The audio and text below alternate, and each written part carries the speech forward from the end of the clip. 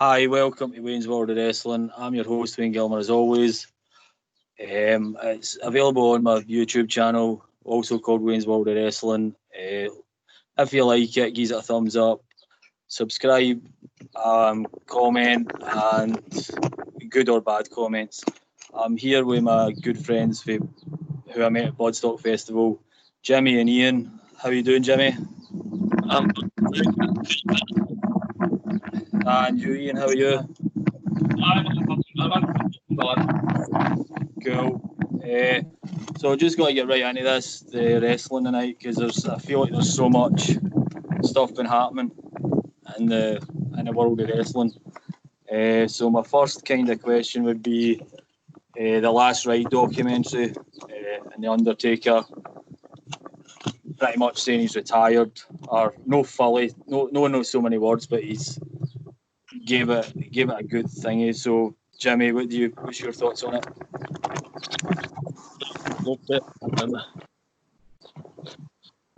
Everyone's basically saying he's retired now. WWE are acknowledging it. So if he gets into the ring, he'll just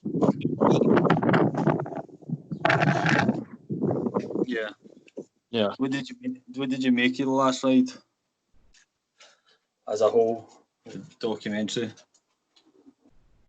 It's fantastic. Like it was good to see it. Like throughout the past years since 2017, was it? Yeah. We're not really properly seen him as Mark Calloway yet either, so it was good to see that side of him. Yep. Yeah. Yeah. Oh shit.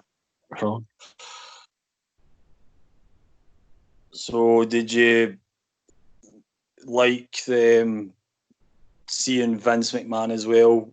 How much respect there is between the two of them? Yeah, well, yeah, because that's another side we don't see of Vince as well. And you read stuff about him as this like evil genius practically. So it was good to see the human side. Yeah. And they like family practically. Yeah. Do you think it was a good send off then, with the AJ match? Yeah, I was skeptical at first because no audience and that. But yeah, it was a good send off. He looked strong.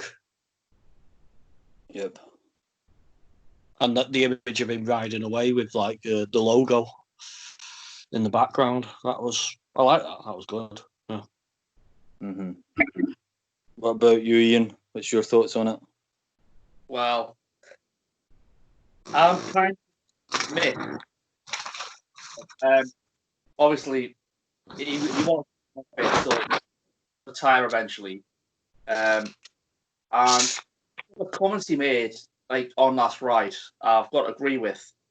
Like, he hasn't really got anything left to fight for apart from like his own pride. But his pride could bring some injuries for his health in the long term, which, let's be honest, you should never risk your own health. Yep. So I think he has timed it right. I mean, come on, 30 years is a long time. And in that time, he's done fantastic things. He's had incredible feuds with so many different talents. I mean, I saw this image a while ago. Like, you had Hulk Hogan, who was the hero of the Golden Era. You had Stone Cold Steve Austin, the hero of the Attitude Era, and John Cena, the hero of the Ruthless Aggression Era. Then you have Taker, who was the cornerstone of every single one of them eras. Yeah, and I think absolutely the talent he performed with alongside with, and he's only just retired now.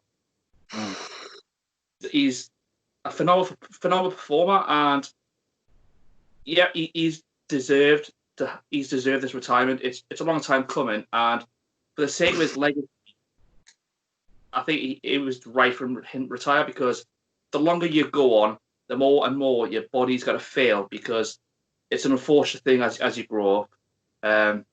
your body doesn't tend to be as athletic as it once was. And that was the case with The Undertaker. Despite how often he trained himself, you can see it was Taker tolerant, as is evident with some of the documentaries. Like, he had hip surgery, back surgery, the full works. So yeah, his retirement, I'm completely on board with. Though at the same time, for selfish reasons, I'm disappointed. For selfish reasons, because obviously he's now announced his retirement. His last match was with AJ Styles at WrestleMania, which of course I was supposed to be at.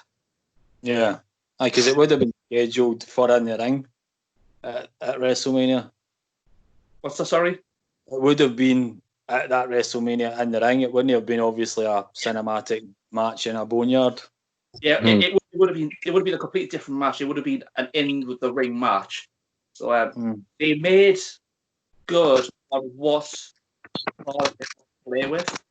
So the match turned out better the way it had than what it would have been if it was in the ring. I mean, don't get me wrong.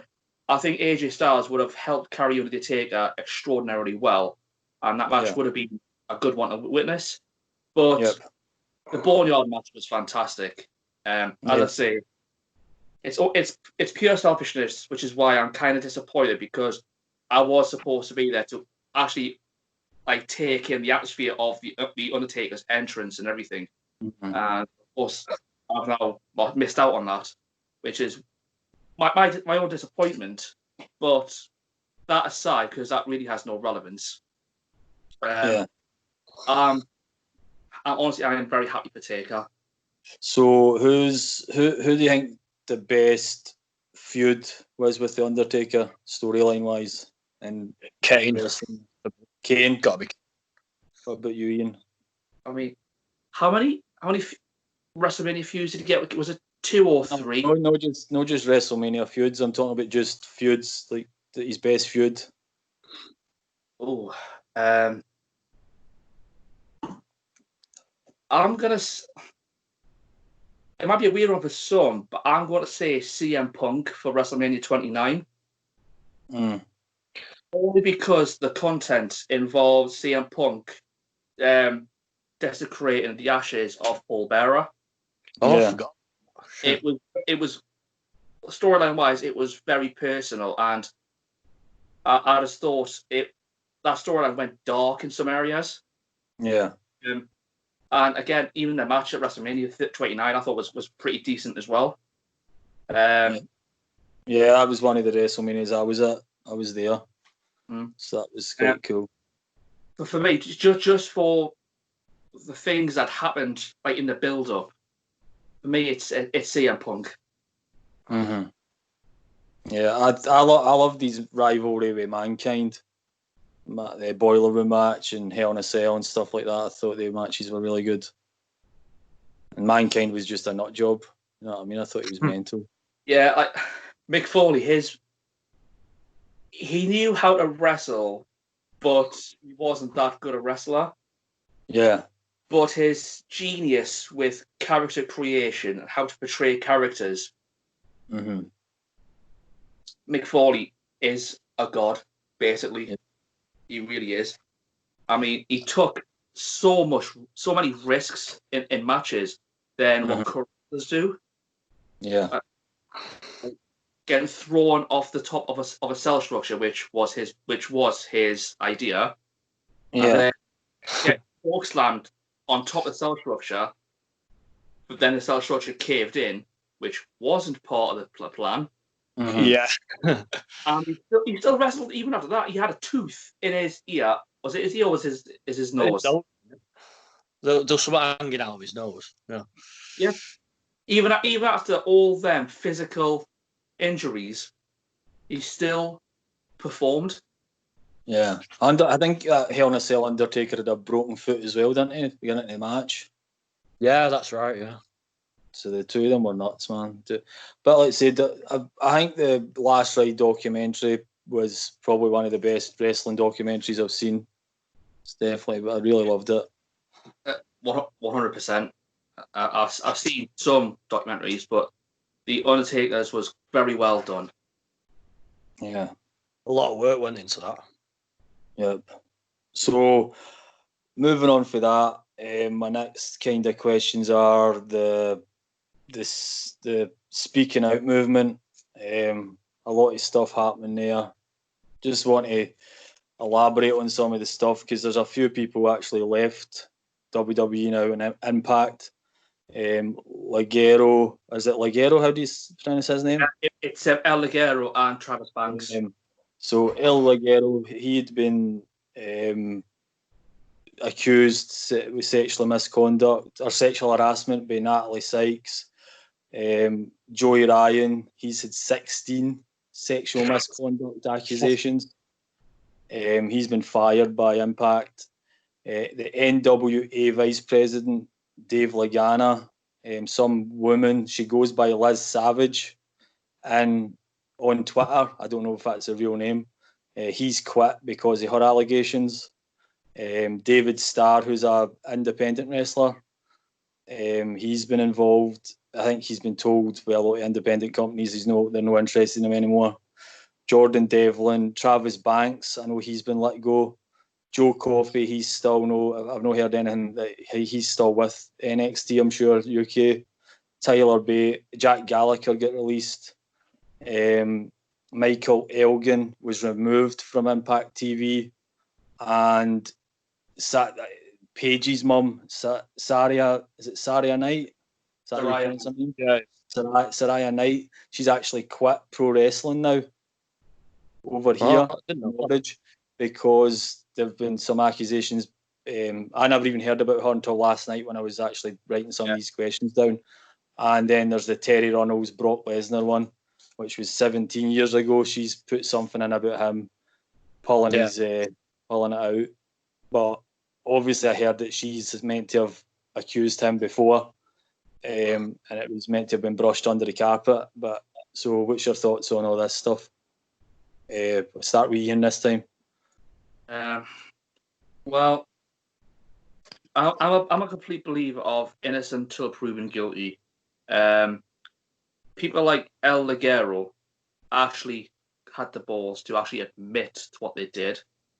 Mm-hmm. However, he didn't exactly apologise, which I thought was disgusting. It's the same with, I believe, Marty Scurll. Oh, I've no mentioned him actually. He did. He was another one. Sorry. Yep.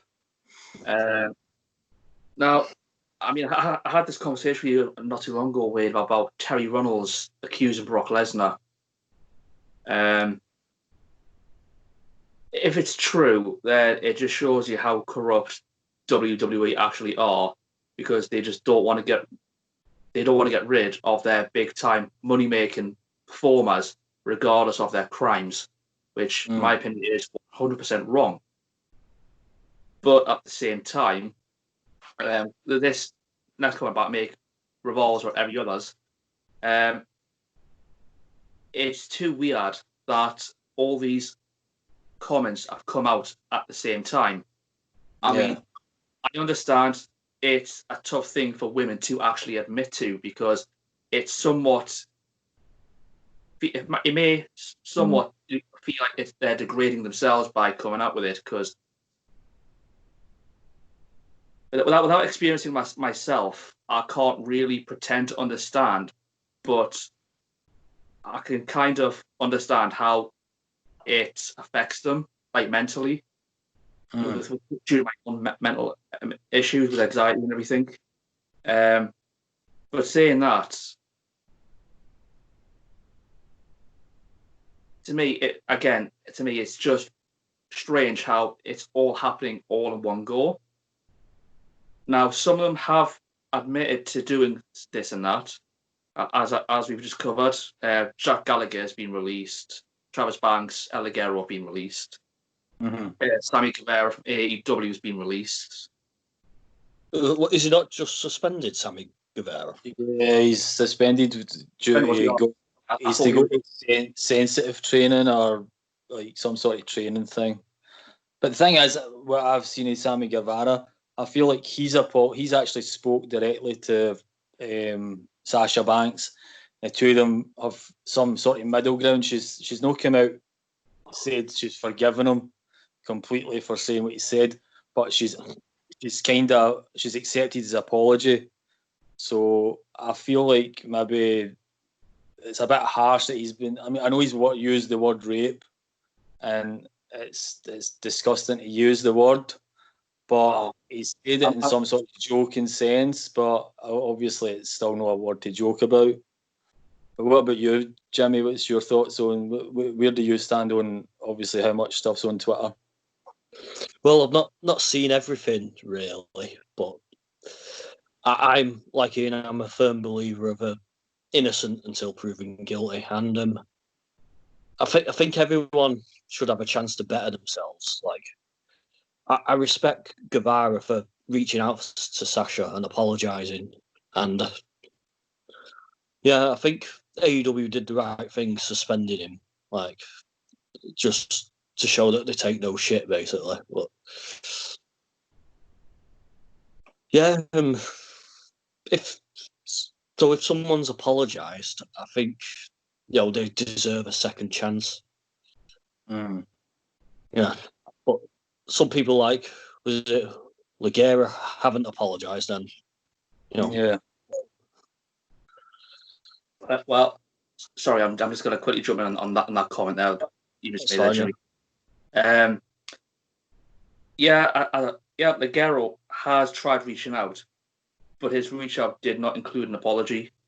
And as I say, I thought that was absolutely disgusting. It's like he just but he's not. What did he actually say, Ian? Because I've not read what he said. Or can you kind of remember? It is on Twitter. It is on Twitter. His Twitter. So he admits to whatever it was he's been accused of, but he still doesn't say sorry. Pretty much. Yeah. Which I thought was completely wrong. Right. What about? Obviously, I know that Jimmy Havoc. He was another one that's meant to be going to some sort of training because he was meant to have been involved in some sort of sexual sort of assault or something, maybe.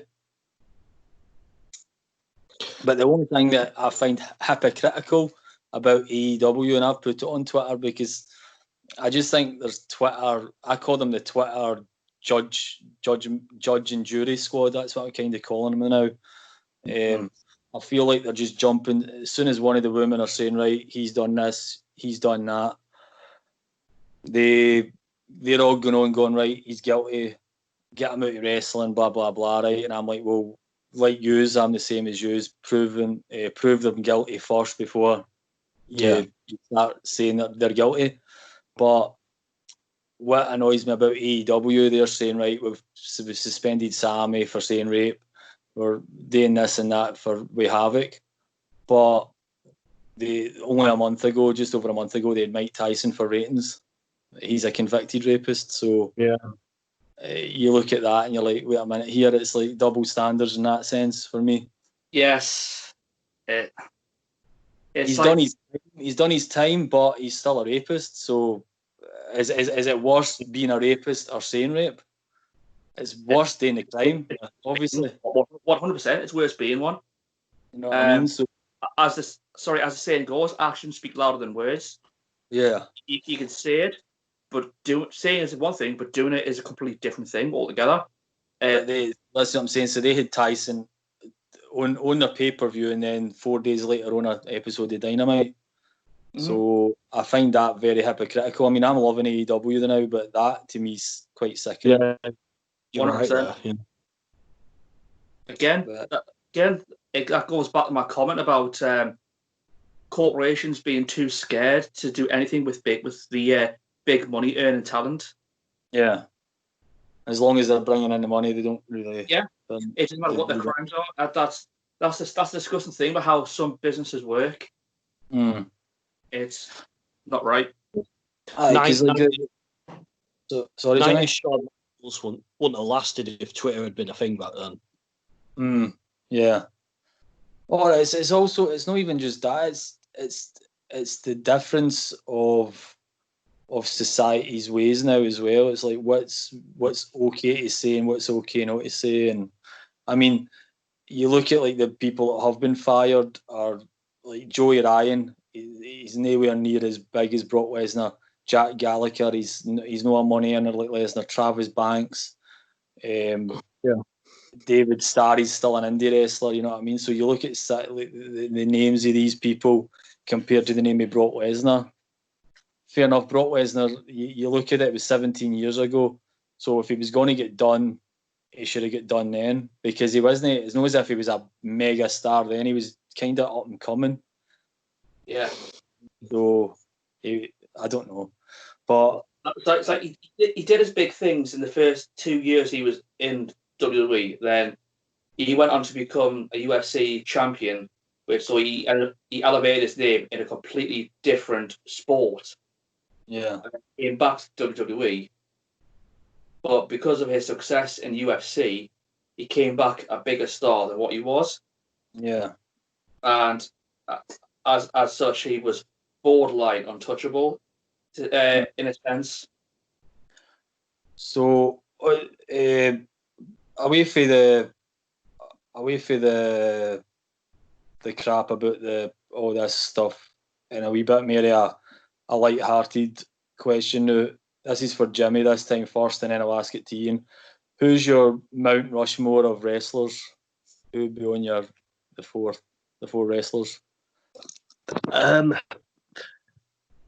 gonna go Stone Cold, Taker, Shawn, and Flair. For pure like Milky and impact that they had. Yeah.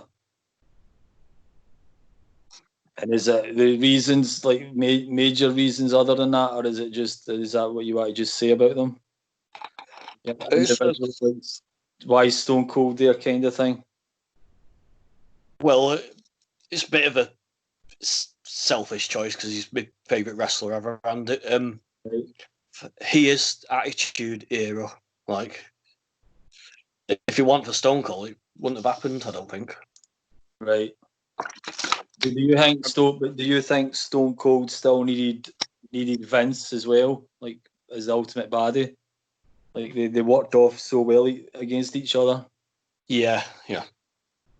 Like obviously when you watch Stone Cold like battering his boss, we all had fantasies of getting in and battering our boss, but obviously we can't because we're normal people. Yeah. Well, it was the screw job that made Mr. McMahon on it, but it was Stone Cold that put him at the top, I reckon. Yeah, that's what started it, wasn't it? Yeah. And Flair, because even like non-wrestling fans know Flair. Like, I go to gigs and I woo. Yeah, I don't always do the same, but everyone knows it's a Ric Flair thing. Yeah. And he's done it all, like WCW, NWA. I suppose a bit of WWE. He won the Rumble, won the title. Oh, that's probably my favourite Rumble. Probably my favourite Rumble, 92. 92, yeah. Yeah, it was my favourite Rumble, man. And you got Taker, he's basically to WWF, WWE what Flair was to WCW. Yeah. He's just always been around, like, through all the eras, to Golden Era, New Gen. Was he in Golden Era? Yeah, I suppose 1990 was Golden. New Generation, Attitude, Ruthless Aggression. Today, the PG era, as we called it. Or are they calling it the non-audience era or something, isn't it? I don't even know what they're calling it. Well, is that a thing now? Are they calling it that? I've heard a couple of commentators saying that. What about Shawn Michaels? Because he's obviously the showstopper and he's in-ring ability and yeah, he's Mr. Him and Taker are Mr. WrestleMania. Like, there's so many brilliant WrestleMania matches there. And He was like a poster boy for New Generation, and he came back in Ruthless Aggression as well.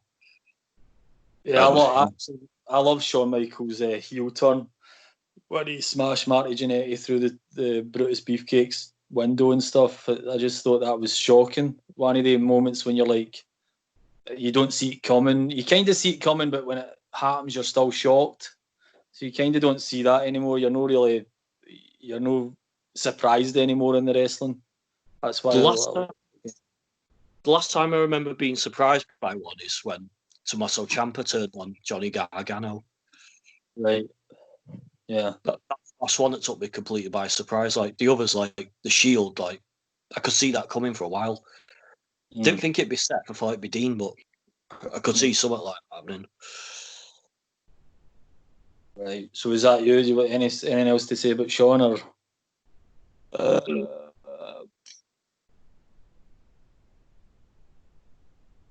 No, that's it. Like he's a showstopper, Mr. WrestleMania. Yeah. What's your favourite Shawn Michaels match?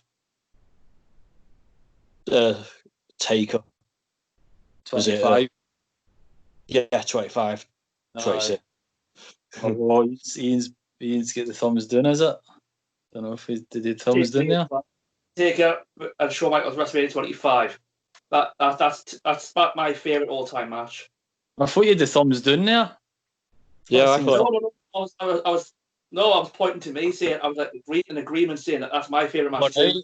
Cool. I thought it was the thumbs down. I was like, oh, he's got another one. Right. So, what's your Mount Rushmore? That's actually a very tough one because you do have a lot of good wrestlers who help define certain eras. The first one is going to be controversial for certain reasons. Excuse me. Hulk Hogan. No. I know. That's why Undertaker picked him, and that's why I've actually asked this, because Undertaker done his one, and I seen him saying Hulk Hogan. My choices: Hulk Hogan, Shawn Michaels, The Undertaker, and Ric Flair. Right. Basically, name is Jimmy. I'm just replacing Stone Cold for Hulk Hogan. Right. So why are you picking Hulk Hogan then? I know that he's obviously the big. Probably everybody knows who Hulk Hogan is. That's like a given. That is what it is, because wrestling has always been a popular sport, even before Hulk Hogan himself became a professional wrestler. Yeah. But it was Hulk Hogan who, from my opinion, this is made wrestling bit like exponentially bigger than what it used to be. He transcended it to a completely different level. Because you had WrestleMania from what was it, like from WrestleMania 1 to 9? What was it? Like it was nicknamed Hulkamania the entire way. He headlined seven WrestleManias out of 9, but he was also involved. He was still involved in the main events. At 4 WrestleMania 4 and 9, he still got involved in them in some sort of capacity. Yeah. As I say, like Hulk Hogan, he kind of put wrestling on a bigger pedestal. Yeah. So to speak. His character helped galvanize wrestling into what it is now, despite the controversies that would further come his way, and the fact he has a limited moveset. Yeah, the leg drops shite. Pretty much. Is that it? So that's that for Hulk Hogan. As for The Undertaker, quite frankly, I mentioned it in the first question about the last ride, and Jimmy also said it as well. It's basically the same reasons, really. He's been the cornerstone for the WWE for so many years. Yeah. helped develop talent of all eras. He's stayed true to his character gimmick throughout his entire professional career, even when he was out the ring, like signings and all that. Right. He was completely dedicated to what he did. And again, like WrestleMania moments, like the streak, that was a big thing. Like you had people go to WrestleManias with their signs going 20-0, 18-0, such and such. Like there was a thing going on, and like the Undertaker is just a downright icon of the industry, and a definite deserved place in the wrestling Mount Rushmore. Shawn Michaels, again. Well, he is actually my favorite all-time wrestler, to be honest with you. So it's kind of a personal bias. I put him there. Well, I did Stone Cold. But even if it was that without the bias, you got to say Shawn Michaels was an incredible performer. Yep. He put on 5-star matches almost every match he had. His rivalry with Triple H is absolutely historic. Stages of Hell, that match he had at SummerSlam in 2002. Even that WrestleMania match he had with Kurt Angle at WrestleMania 21. That was class. I love that match. That's a class match. Because he was such a consistent performer, literally 5-star matches, like night in, night out, every show he did. He's Mr. WrestleMania for a reason. Whether he wins the matches or loses them, he's called Mr. WrestleMania for a reason, because he attracts the crowds. He gets them hyped up. He's full of energy. He's full of passion. But not only that, he's also very comedic as well. So he incorporates seriousness as well as fun into his matches. Yep. So it's always a joy to watch him. Yep. And for me, that's one of the reasons why I'm putting him on my Mount Rushmore. And as for Ric Flair, well, woo! Woo! Well, apologies. Now, Ric Flair, like a downright legend. Like how long has he been wrestling for before he retired in 2008? Was it like 30 or 40 years or something? But right about that mark, it's 3-4 days. Because he wrestled was it the late 70s he was wrestling? Or was it the early? It was something like that. It's definitely 70s, aye. Yeah. And he retires in 2008. Like, he had all these people who idolized Shawn Michaels.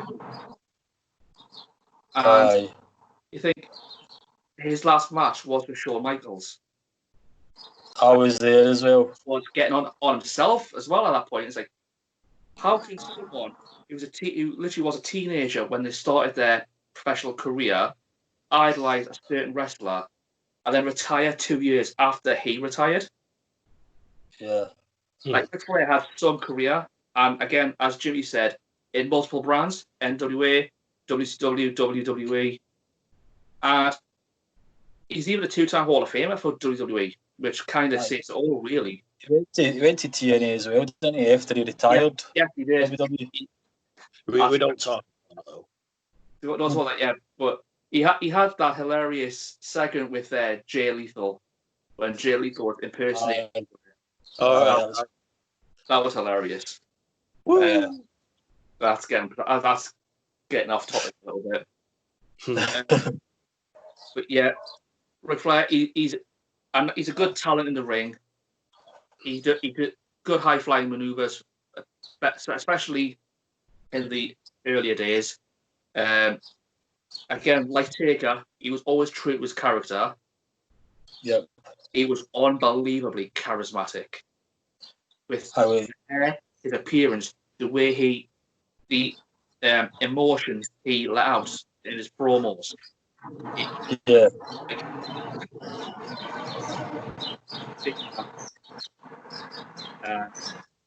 If you know what you're doing, then you're guaranteed to bring yourself some form of success. And that's exactly what Ric Flair did. He that his entire character consistently throughout his entire career, and it never once got stale. Yeah. And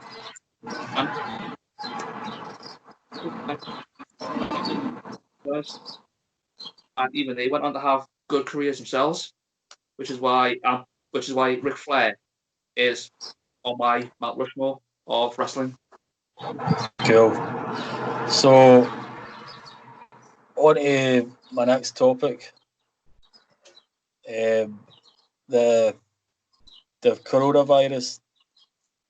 Multiple people in WWE are believed to have got it now, which testing. Vince decided not to test people, and now I've read that Renee Young was one that's got it, but she wasn't even tested by WWE.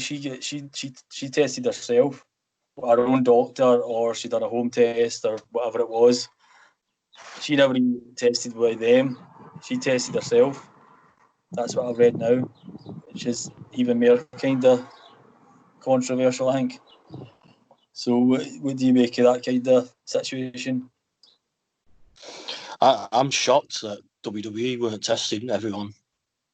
I thought they would have done, like AEW are, aren't they? Yeah, well, apparently that's what I've heard of. AEW are meant to be testing the people before their events are happening each week. What WWE have been doing apparently before events or before TV recordings are just taking the temperatures and asking how they're feeling.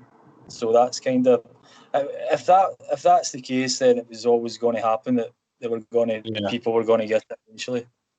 So, but for now, what's worried is obviously John Moxley. Apparently, he's took a test that it's negative. But if it coincides with him missing Fighter Fest to defend his title with Cage, would AEW no be happy with WWE for not taking the right precautions, and they have been? Ian, what do you think?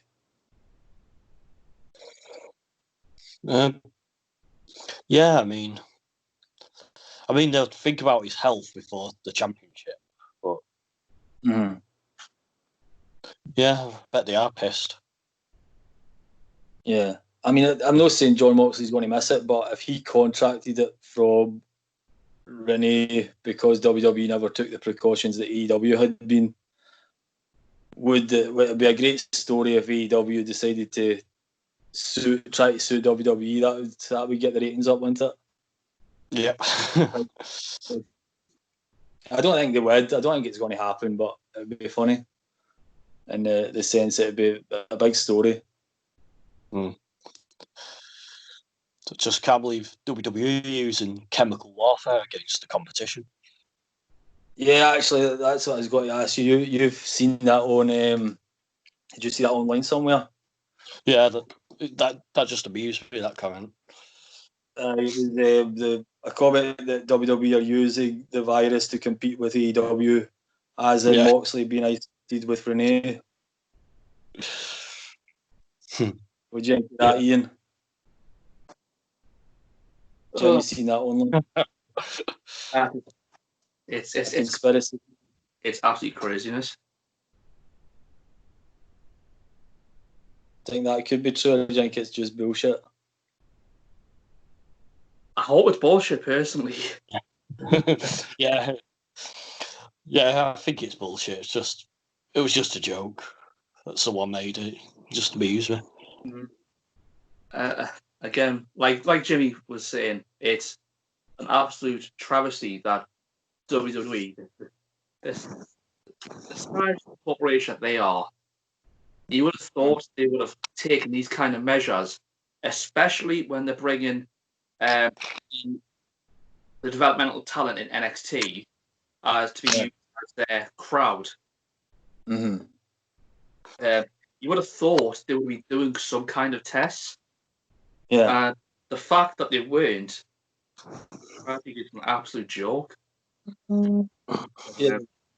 I mean, AEW have had fans, like they've had other wrestlers at as part of their meant to be trying to get the atmosphere. So I think they've had like 10 heels at one side and 10 baby faces at the other.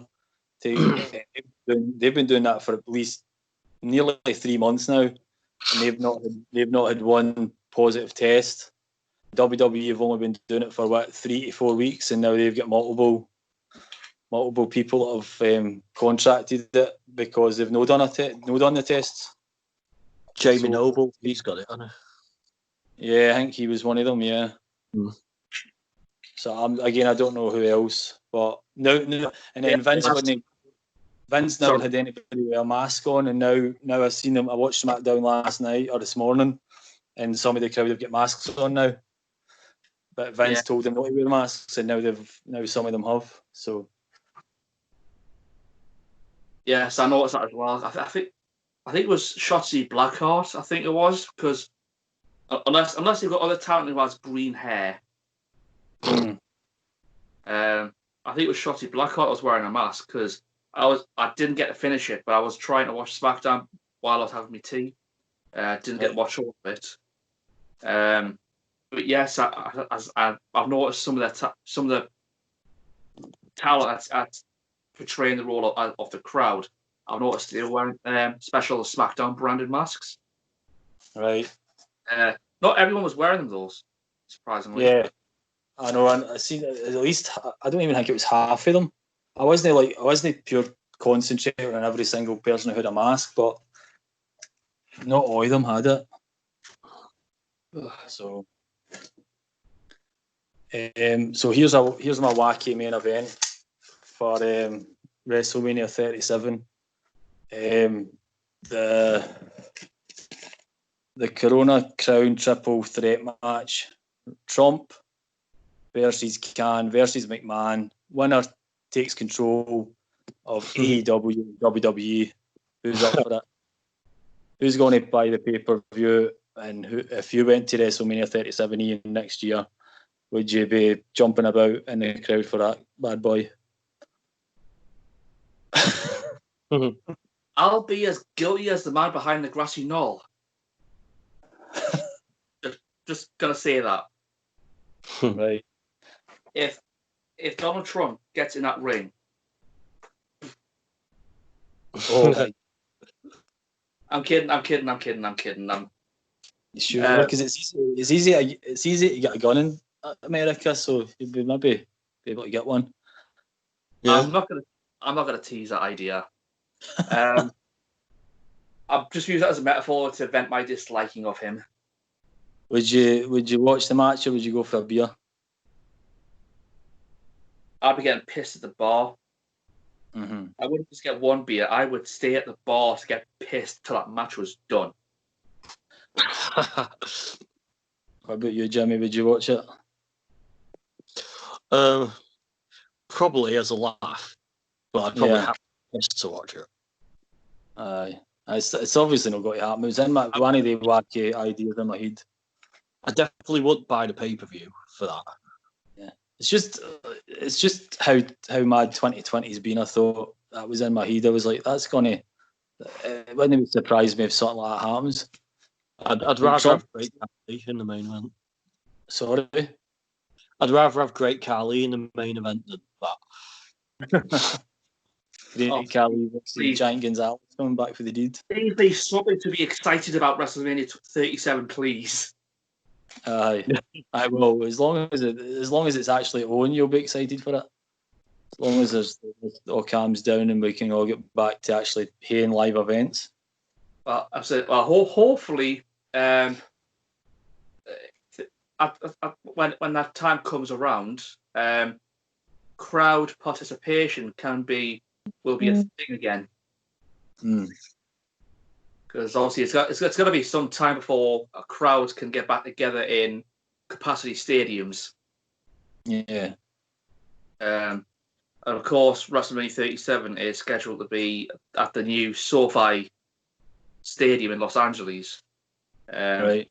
I don't know if they finished construction of it yet. Yeah. But it's supposed to be ready for the. Is it the LA Rams? Must be the LA Rams for the next NFL season. Right.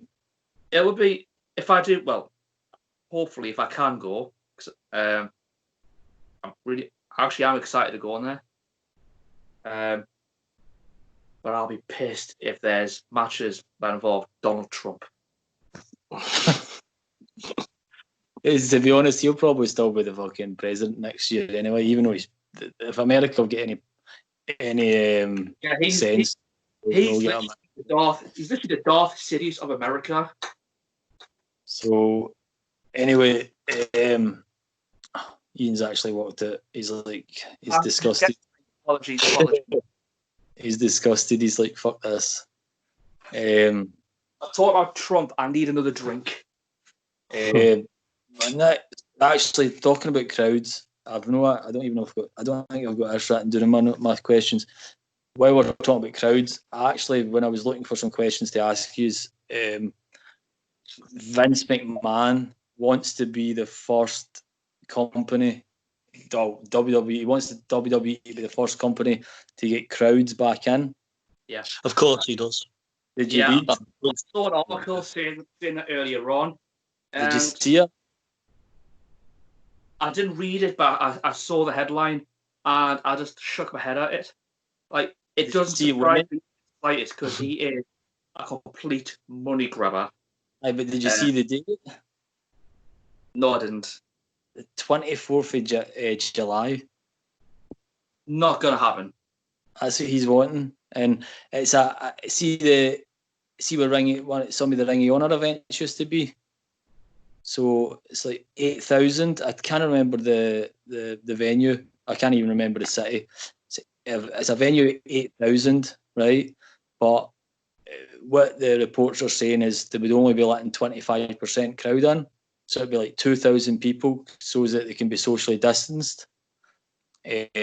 But he's wanting to make that happen by the 24th of July, or if he can't make it, by the start of August with 2,000 fans.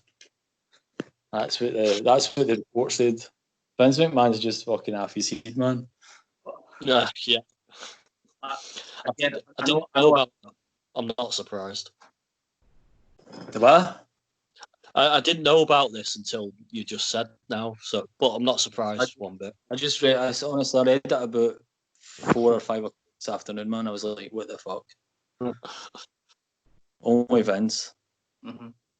Well, it doesn't surprise me either, but at the same time, it kind of makes sense because not long after WrestleMania, right, was actually saying how he really wants the crowd back in his shows for SummerSlam because he doesn't want to do another big name pay-per-view without a crowd. Right. When it's SummerSlam, it's usually August, isn't it? SummerSlam after Extreme Rules. Right. Thoughts? I've got one here. Thoughts on WWE using the Great American Bash for this Wednesday to compete with AEW Fyter Fest? Will it help them win the ratings 2 weeks in a row because NXT beat AEW this week? So what do you think? Is that a slap in the face to Cody because obviously Dusty Rhodes made that up? Like obviously the Great American Bash, or do you think it's just coincidental? You could say that, but then if you say that, what about War Games? Because that also was a WCW creative idea as well. Yeah. Yeah. So I think it makes sense that it's NXT that's doing the Great American Bash. Yeah. I get where you're coming from, but by being a slap in the face. And I say that you can look at it from two sides. the slap in the face is what you just said right there, and I agree with it. But at the same time, you got to remember, Dusty Rhodes was one of the key coaches of NXT before he passed away, and they do things to remember him. You got the Dusty Classic Tag Team tournaments. You've got they do things to try to honor him in certain ways. So even though Cody has gone to build AEW, Triple H with NXT still honors Dusty in a certain way. So the Great American Bash, I don't think it's a slap in the face to Cody at all.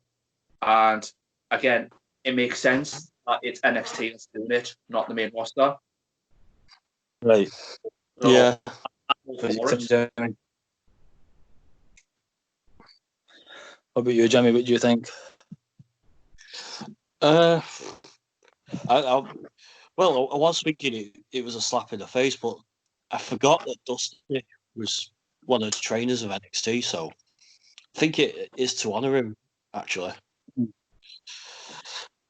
And WWE have been using that name for years, haven't they? Great American Bash. Yeah. Used it in the 2000s, I think. Yeah, mid-2000s. But I don't think it'll beat AEW. I think Fyter Fest will win.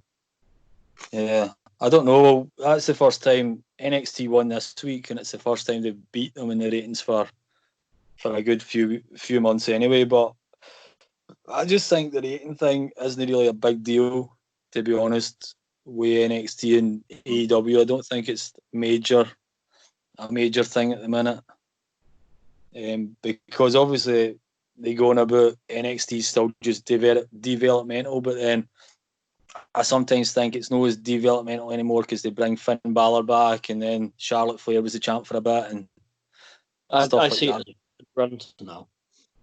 Yeah, I mean, I think obviously anytime I watch an NXT pay-per-view, I think it still always blows any normal WWE pay-per-view out the water, to be honest. And I still always, every time I watch an NXT pay-per-view, I say, right, I'm going to start watching NXT. And I just don't get into it, you know what I mean? I want to do it, I just fucking I don't do it. So I'm going to start trying to do it, because it's not as if it's a long show. It's still the same as AEW. It's like an hour and 40 minutes after adverts. So I just need to get around to doing that. Yeah. So on to Raw this week. I watched a wee bit of it last night while I was doing some of these questions. Did you watch it, Jimmy, or are you still not really watching Raw and SmackDown? Or no, I've not seen it this week. Raw or SmackDown. You watched Raw? Sorry? I read what happens, but I don't watch it. Did you watch it, Ian? You're about Raw, are you? Yeah, did you watch Raw? No, I didn't watch it. I'm trying. Did you read it? I do read it. It's just I'm kind of getting a bit. Even though I do like tape out these podcasts, I do like talk about it. Because of the current times, I do feel I'm getting a bit distant from wrestling at the minute. So I do watch it here and there, but. No, I'll ask you some questions. What you think what was happening anyway? Edge and Orton, should it still go with the feud, or do you think it should have finished after their Backlash match? Jimmy, 100%. I think it should have finished at Backlash. Right?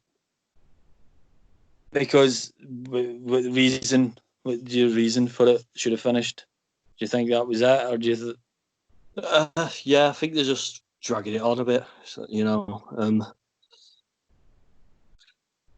get stale when it goes on too long. Yeah. Do you think because it's one each now, though? Do you think there should be a kind of rubber match?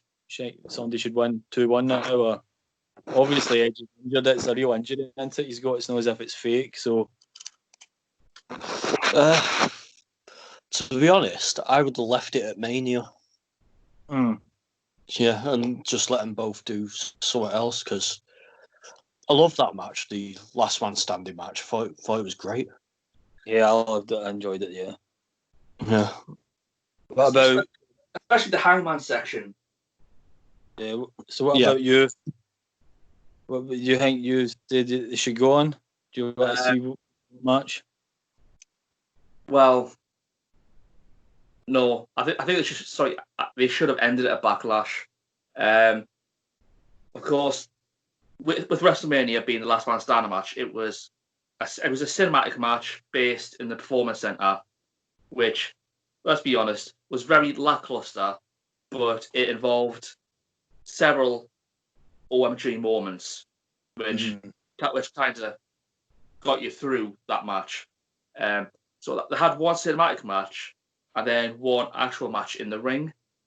And because Edge has only just came back from what everyone thought was a career-ending injury, and given his age, you would have thought he would be like trying his luck with the young talent. Yeah. Absolutely. So like Edge versus Seth Rollins, or like matchups we've yet to see, which are now a possibility. Edge versus Orton, we've seen that even before he retired. Right. So, and despite the fact they had a good match at Backlash, the amount of hype they put behind it being the greatest match in the world.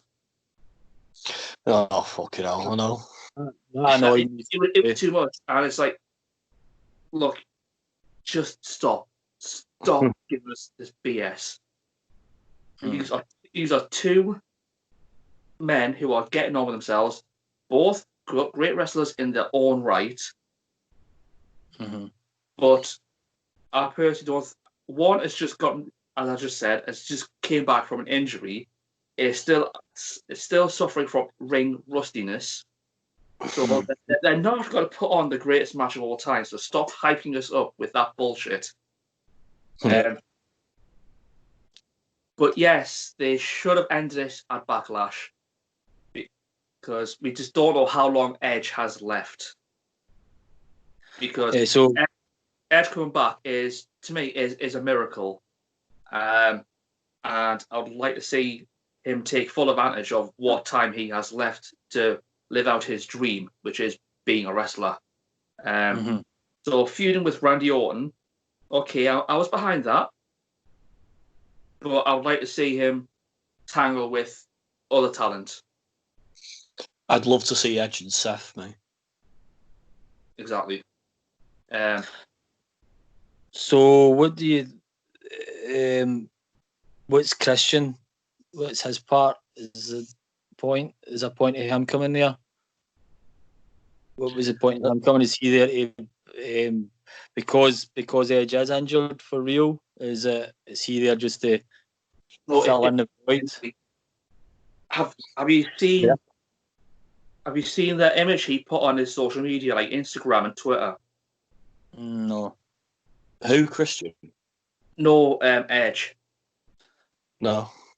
No, I've seen Edge. I've seen Edge's promo on Raw there, and he's kind of backing Christian up, and he's saying like it's personal now. And I thought, how much personal could you get with Randy Orton involving your kids and beating up your wife?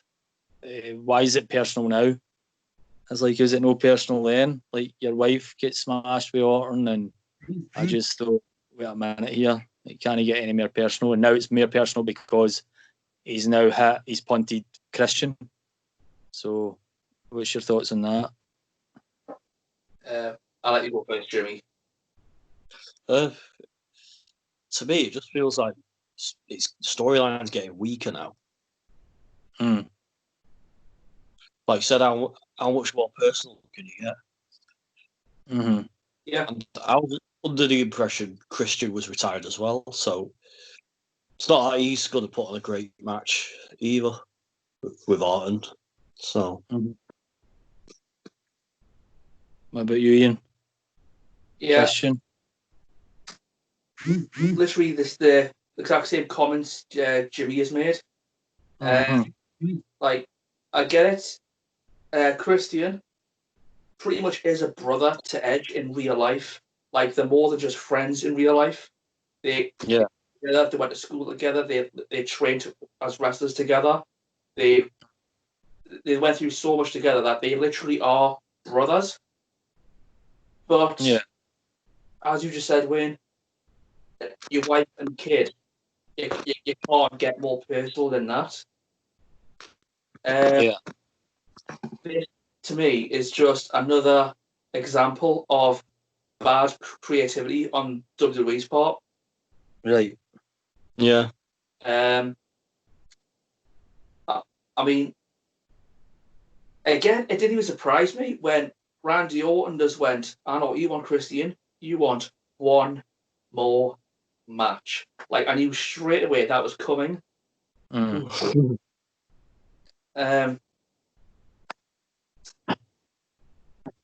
Yeah, I don't really have that much to say on the subject, really. Just the fact that how is it getting personal, and is there really going to be a match between Randy Orton and Christian? Do you see it happening? I do see it happening, yeah. It'll be interesting if it does happen, because obviously we haven't seen Christian wrestle since 2015, 16. Yeah. It's been a while. So it'll be interesting seeing Christian back in the ring. So, despite my comments I've just made, I actually would be happy to see that. Yeah. So, Oscar finally getting a run. Happy with that. Who's that? Sorry. Oscar. Asuka. Right, yeah. You happy with seeing her getting a run now?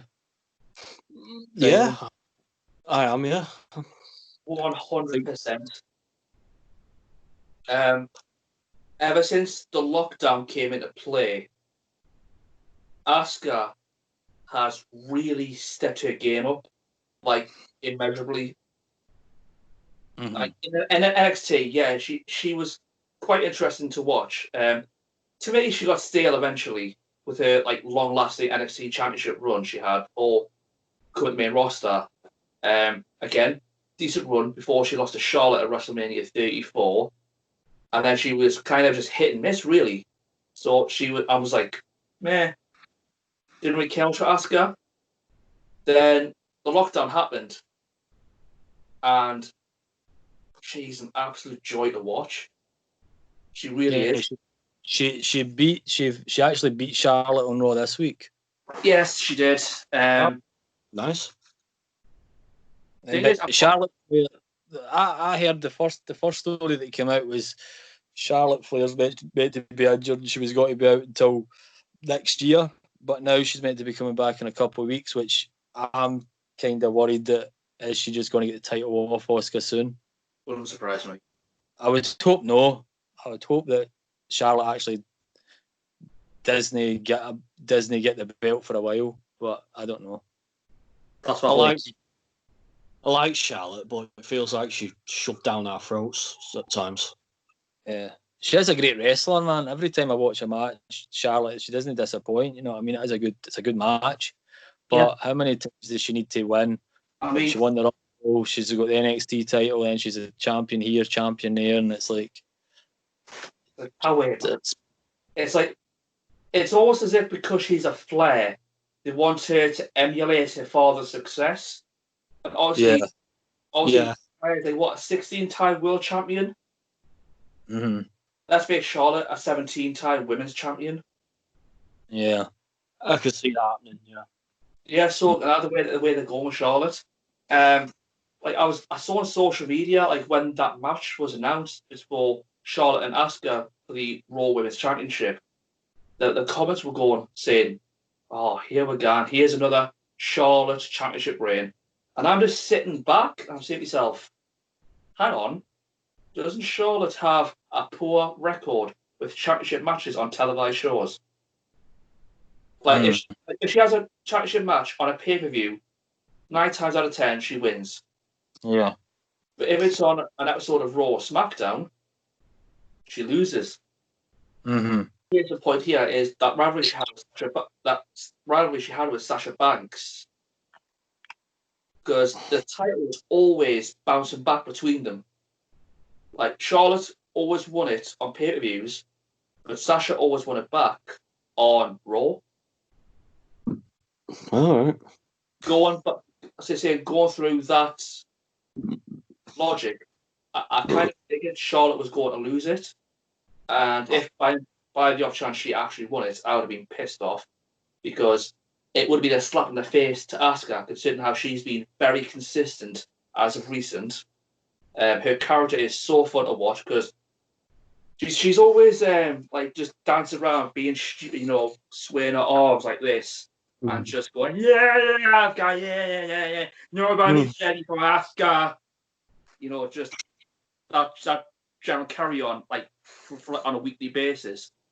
Despite her being stupid, at the same time, for me personally, it's fun to watch, and she's consistent with her wrestling work. So she puts on good in-ring performances, and she does good promos, despite the fact that the company want her to speak Japanese. Because let's be honest, if you've seen documentaries or things outside the product, you do know Asuka can't speak English. Mm-hmm. What about Ziggler turning up on Raw and he straight away gets a title shot with Drew McIntyre, Jimmy? I stopped caring about Ziggler long ago, to be honest. Yeah, I used to love Ziggler. I used to love Ziggler, but I still do. I would love him if they put him where he should be, but I just think he's just kind of boring now. Yeah. And I don't think it's Ziggler's fault. I think it is WWE's booking again. But Jimmy, why do you think Ziggler deserves a title shot, or don't you think he deserves a title shot? He does, but creative needs to book him properly. Like, need to make him interesting again. I loved it when he cashed in. Like, that's probably my second favourite cash in. My first one's Seth at Mania, but that was yeah. So what about you, Ian? Ziggler getting a title shot as soon as he walks on Raw? I'm actually happy to finally see Ziggler in a championship match again, because I think he does need that kind of match in his career again. But does it make sense? Does it make sense, or does he deserve it? It doesn't. It does and it doesn't. Because Ziggler did bring up some good points, like in that promo. Yeah, if they make it the way the promo was, if they do the storyline like the storyline correct, that he's the one that helped redevelop Drew coming back, as the one who came out as a tag team and stuff. If they do it right, it could be good. But it's WWE. Are they going to make an arse of it? I've not seen it yet, to be honest, so I don't know what was that. Watch the promo with Dolph Ziggler and Drew. It's decent. It looks like it could be good, but will they fuck it up? That's what I'm kind of worried about. Yeah, well, they already did with the brand split. Well, not the brand split, the draft, because when Dolph Ziggler was drafted at SmackDown, there was no longer a story to continue between Dolph and Drew. So it's just like restart again, out of thin air. Like why bring that up now? Like as Jimmy just said, it should have been conducted as a story booking. So instead of just Dolph going up and going, "Oh, I want a title shot," like have Dolph come in and get his revenge on Drew for backstabbing him. Like how Drew McIntyre, as I said earlier, SummerSlam is after Extreme Rules. So give Drew McIntyre someone else, and then have Dolph Ziggler intervene that match. Drew wins the championship by disqualification. Retains by disqualification, and then there you go. The storyline between Ziggler and Drew can carry on from there. Yeah. But Dolph just having a title shot just like that, so I don't agree with that. There should be more build up to it other than just Absolutely a title match. Done.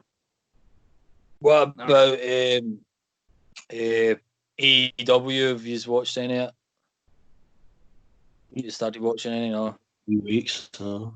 Unfortunately, I hate answering not this question because it's the most easiest show for me to access being on ITV, whereas WWE's on BT, and I have to watch it through this bloody phone. Yeah. So you still watched any? No, I still haven't watched any, no. Despite the fact I've got ITV Hub on my TV. Fighter Fest is going to be on the next 2 weeks. It's the pay-per-view is not going to. They've decided not to have it as a pay-per-view for the American audience. So what they're doing is they're just doing it as normal TV shows. So it's going to be like this Wednesday and then next Wednesday. Obviously for ITV, it's obviously next Friday and a week in Friday, 2 weeks in Friday. But I was watching it this week, and you've got the Revival on there now. They've had two. The Revival now. They're called. What they called again? It's not FTR. FTR. But they've had two great matches. He just smash mouth old school wrestling.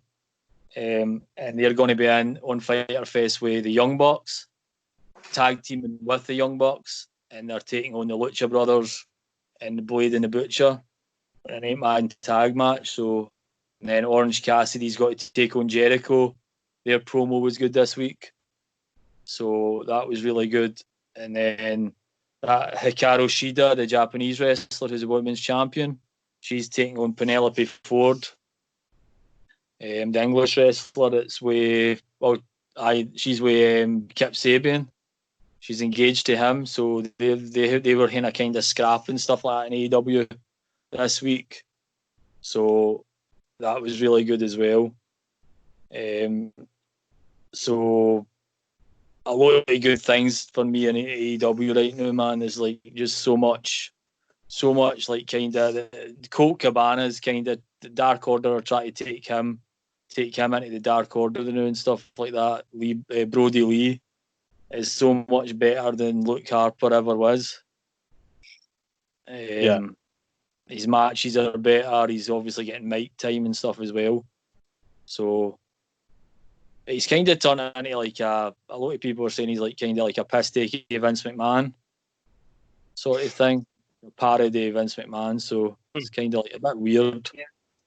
But that subject has been brought up in the past. I think it was when he had that promo, when he had that dinner scene with the rest of the Dark Order.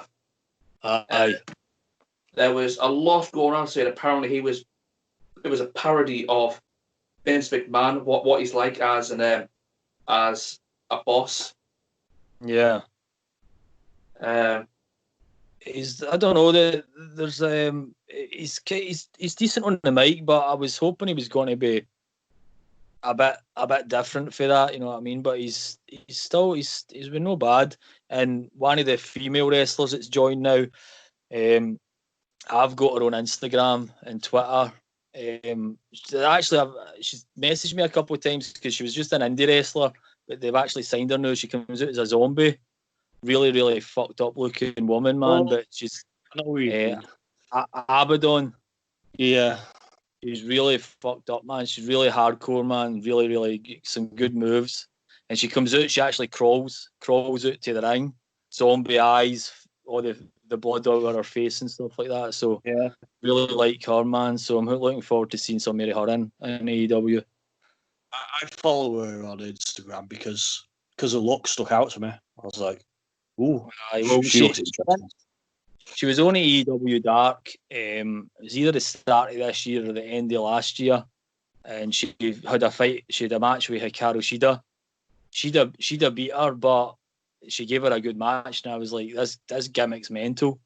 And I was like, so I messaged her, like I added her on Instagram. I was like, oh, you signing for AEW or not? And she's like, I'm still an indie wrestler now, and they've no messaged me back, and they just said that they were gonna get in touch with me at some point, and that's her sign for them now. So it's interesting anyway to see what she's doing. But again, I think the women's division's still lacking something, man. I think they need a couple of kind of more established wrestling women. But I heard that Tessa Blanchard's been fired for Impact now.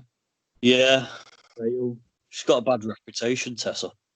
Yeah, I never knew that until obviously the Twitter police or the Twitter squad or whatever you call them started attacking her and said that she's racist or something like that. So I'm not sure. I don't know enough about her, to be honest. She is meant to be a shit hot wrestler though, but again, if she's an arsehole, then you don't really want to sign somebody like that. Nah. Do you know much about her, Ian? I've not read much of it, but I've seen the headlines about against that. But I don't know that much about the subject, to be honest with you. So you don't know? Have you ever watched her wrestling or? It's a Blanchard. I can't remember if I have or I haven't, to be honest. Excuse me. Did you say she was on AEW? No, Tessa Blanchard's Impact. She was Impact champion. In that case, I wouldn't have. Apparently, the reason that came up from the first thing I heard about getting sacked was she's in Mexico with her boyfriend, and she's not been on Impact TV because she's staying in Mexico and obviously travel restrictions. But they wanted her to do a promo and just do the promo for home. Obviously, and she couldn't even be arsed doing that. Apparently, that's what I've heard that she gets sacked for. But then people are saying on Twitter now that she's a racist and hard to play on stage or some stuff come out a while back. Yeah, I don't know what was that about. I've not, like I said, I don't really know anything about her background. Some wrestler, I think her name's Kara Hogan or something. Right. She accused Tessa of being a bully and a racist quite a while back. Right. Well, the only thing is that she could get in the door of AEW because her dad's there. Yeah. So he is her dad, eh? Yeah. So anyway, on to SmackDown, since she's only really into the AEW buzz. My mates call me the AEW fanboy, but I don't give a fuck. I love it, so I don't care. On to SmackDown, the vignette at the start for the Taker, Within Temptation, The Reckoning was on alongside it, which I quite like that song. Boneyard match straight after it started off. The vignette was good at the start, and then the Boneyard match was on. So you've no watched SmackDown, have you, Jimmy? I've not seen it, no. What did you think of the start? Did you watch it before you come on, Ian? SmackDown. As I said, I was watching it while I was having my dinner. Right.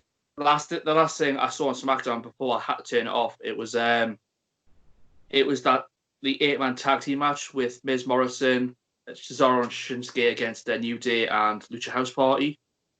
I fast forward. See, I skipped that match. I didn't bother with that. I was just kind of watching. I watched everything else, but that match, I watched everything else. So was that a good match, or was it? Everything after that, I've not seen. Right. So you don't want any spoilers? Or you got to go back to it, or? Well, if I'm not mistaken, did you say the end that SmackDown with the Boneyard match as a respect to Taker?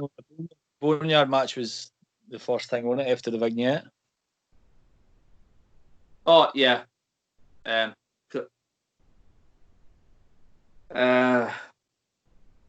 I mean, I've seen it once.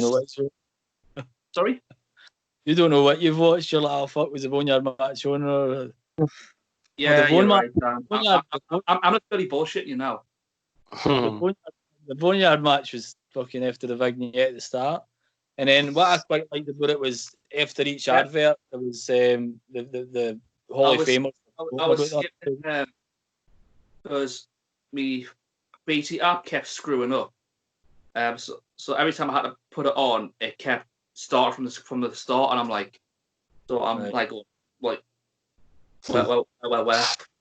So I ended up going too far. I'm like, you know what, fuck this. Just skip the next segment, which was the four-way match with women. Aye, Nikki Cross. So would you think Nikki Cross winning it? Pardon? Nikki Cross winning it, would you think? Right. Now you see, for her, I'm happy because she's the only one that's yet to have a title match, as far as I can recall. Yeah, I don't think she's had a title match either. In terms of being a consistent performer, she's the only one outside of Lacey Evans and Alexa who should have a title match. So, sorry, I don't know that one. That happened when we done the Anchor podcast. Right. For future reference, let's not say her name again. Miss Bliss. What about Bliss? Miss Bliss. Let's just call her that, Little Miss Bliss. I sorry. Apologize for that rude interruption. Shut up. Now you see, I'm going off a hunch here. I've got a funny feeling that Nikki Cross will win it. Do you reckon? Honestly, I love that, man. But Bayley has held on to that belt for quite a while, and I believe they still want to continue that clique of Scottish champions within their company.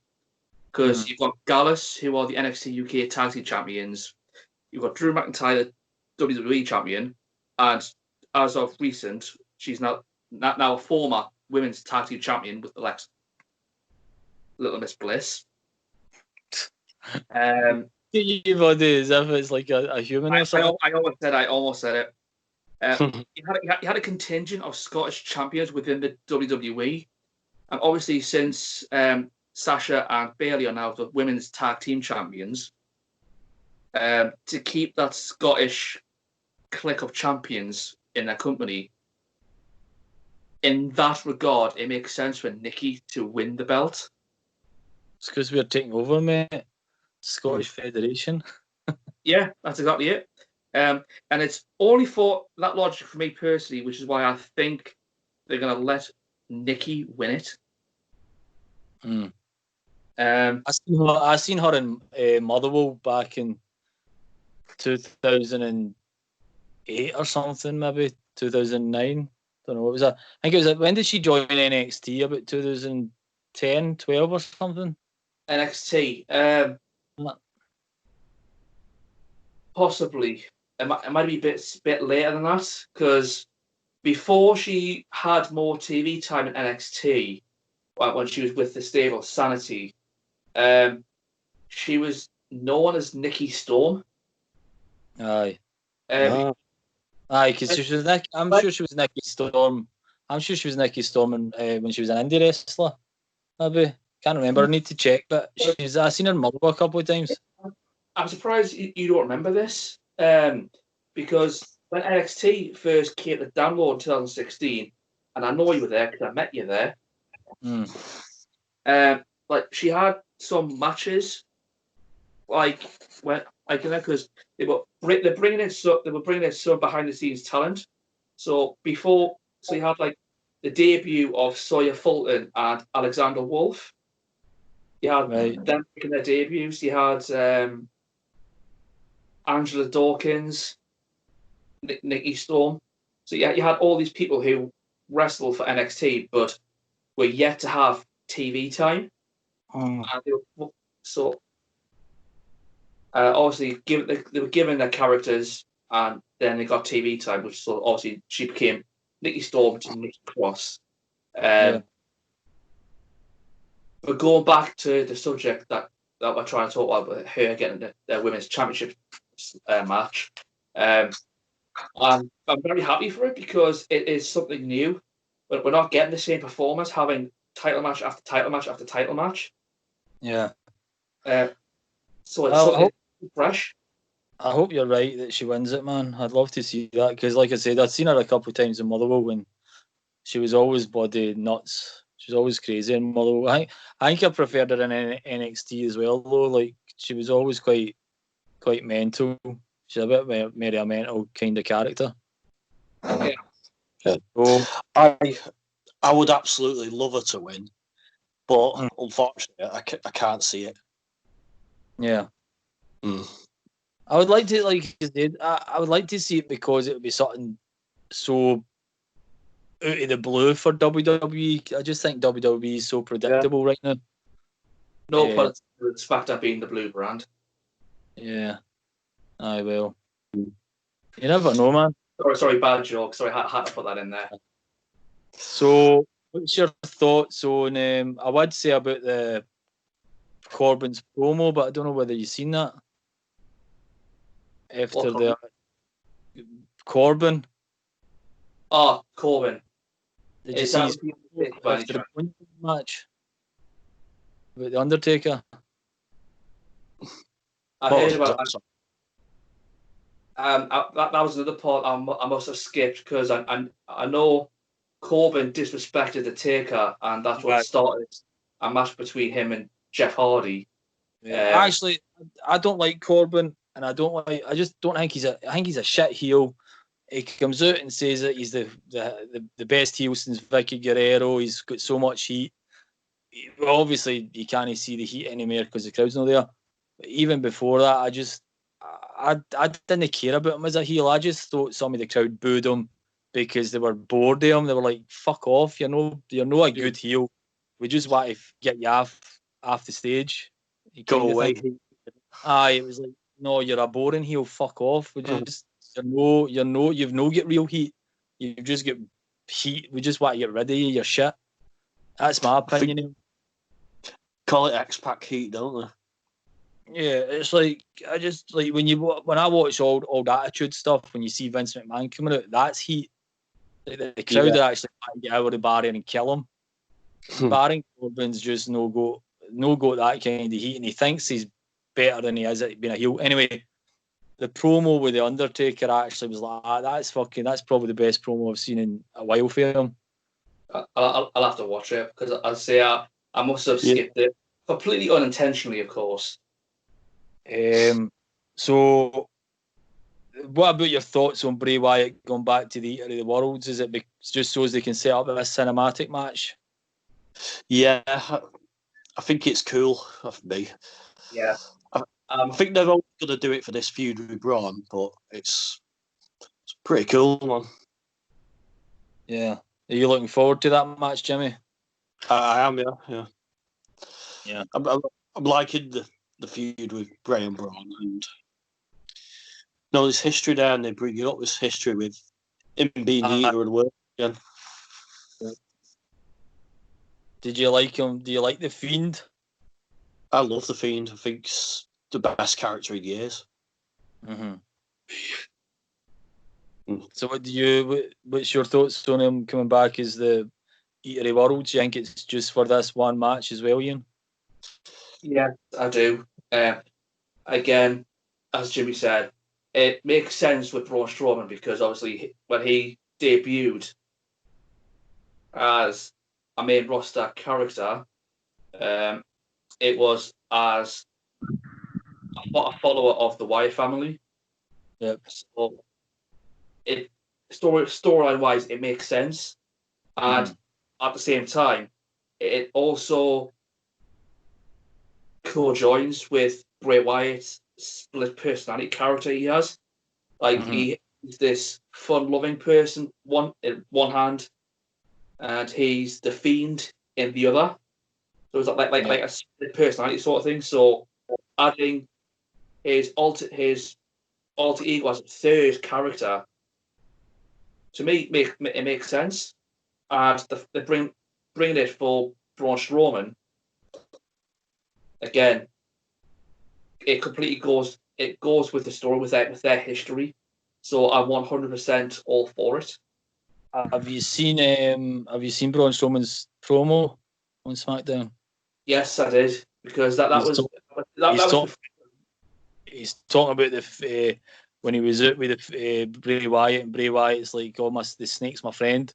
Just biting him, and he just keeps laughing at the snake and all that, and he's like, that I realised that's when I had to work for the devil. But to be honest, sometimes I liked working for the devil, kind of thing, and it was pretty good. Especially at the end, when they both did their evil cackling. Aye. You had Bray Wyatt repeated the Fiend laughing. Yep.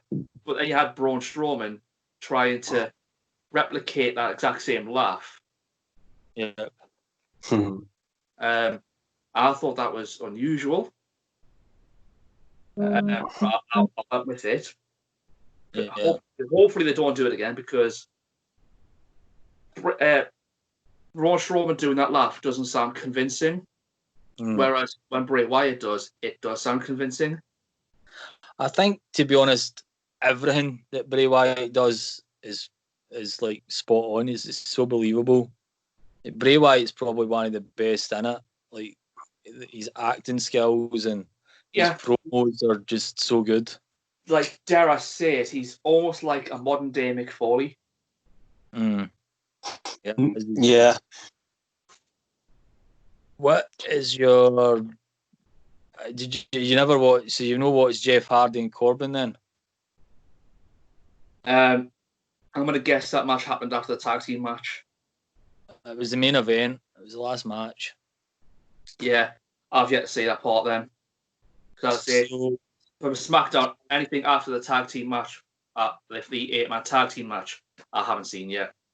Right, well, I'll just leave. I think that I'll just leave it there, unless Jimmy, you got anything to add? Are you all right? Well, no, I'm good. Yeah. You all right, Ian? You anything to add? I think there's anything I've yet to say. No, actually, all the questions I wanted to talk about have already been covered. So, no, I'm completely sound. Nothing to add.